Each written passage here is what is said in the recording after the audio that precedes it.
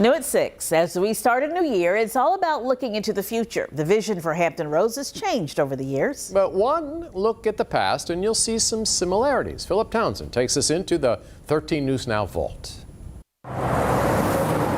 Major transportation projects, casinos, growing the ports, and building back from the economic impacts of a global pandemic. It's the state of Hampton Roads today. Some of our top priorities have changed over the last couple of years, and some of them are all too familiar. But what were things like almost 40 years ago? How about in 1984? A group of residents, business and community leaders formed the Future of Hampton Roads. The group Future of Hampton Roads was one of our first cracks at regionalism. Back then, the cities in Hampton Roads were divided to the point of war. When a massive drought hit the area, leaders in different cities couldn't even agree to share fresh water resources, even though some areas needed it critically. In the long run, Virginia will not be able to attract the kinds of businesses to the state if the Commonwealth lacks adequate sewage facilities, clean and adequate water.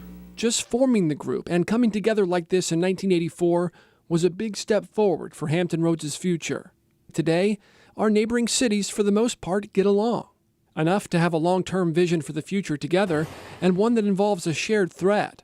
Moving forward, things like transportation, growing the ports, offshore wind, internet, and casinos, yeah, they're all there.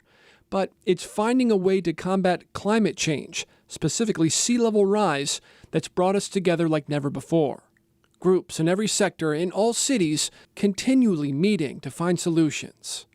You could say it's another water war. But this time, the fight has us all on the same team. For 13 News Now, I'm Philip Townsend.